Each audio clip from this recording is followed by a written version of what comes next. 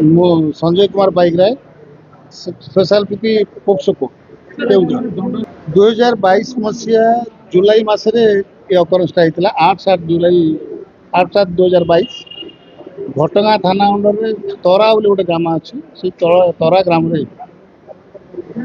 Victim ଯିଏ ସେ 11 ବର୍ଷର ଭିକ୍ଟିମ୍ ସେ ତା ପ୍ୟାରେଣ୍ଟଙ୍କ ସହିତ ଯାଇଥିଲା ଗୋଟେ ବାହାଘର ଭୋଜି ଆଟେଣ୍ଡ କରିବା ପାଇଁ। ସେଇ ବାହାଘର ଭୋଜିରୁ 8ଟା ସାଢ଼େ 8ଟା ଭିତରେ ଆକ୍ୟୁଜ୍ ଅଜୟ ନାୟକ ତାକୁ ସେଠୁ ନେଇଗଲା ଉଠିକି ନେଇଗଲା ଗୋଟେ ଗାଁ ପାଖ ଗୋଟେ ପଏଣ୍ଟକୁ ନେଇଗଲା। ସେ ପଏଣ୍ଟ ପାଖରେ ତାକୁ ରେପ୍ କରିକି ତାକୁ ଛାଡ଼ିଦେଲା। ଆଉ ସେତେବେଳେ ସିଭିୟର ବ୍ଲିଡିଂ ହେଉଥିଲା ତାର ପ୍ରାଇଭେଟ ପାର୍ଟରୁ ଡ୍ୟୁ ଟୁ ସଚ୍ ଆକ୍ଟ।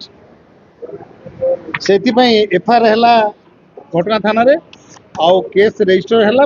ଆଉ ଆସାମୀ 363 366 376 A B IPC read with 6 पक्षरे ट्रायल फेस करथुला। आउ समस्त साक्षी प्रमाण को आधार करी मान्यवर अदालत जज मोनालिसा महांती दोषी को दंड विधान करचंती एवं 363 दफारे ताकू 7 वर्ष 1000 टका फाइन 366 दफारे 10 वर्ष एवं 1 वर्ष फाइन 1000 टका फाइन अनादेय 6 मास और 1 वर्ष जेल दंड। एतद व्यतीत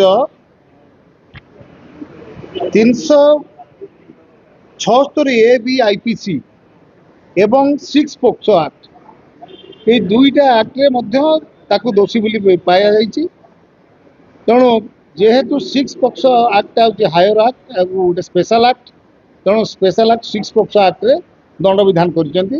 सेथिरे ताकू करचंती 20 वर्ष दंड सश्रम कारादंड एवं फाइन 2000 टका अनादेय आउ 2 वर्ष जेल एवं एथि सहित पीड़िता को कंपनसेशन आकार रे फिट केस भावी 10 लाख टका कंपनसेशन देवाई ऑर्डर कर।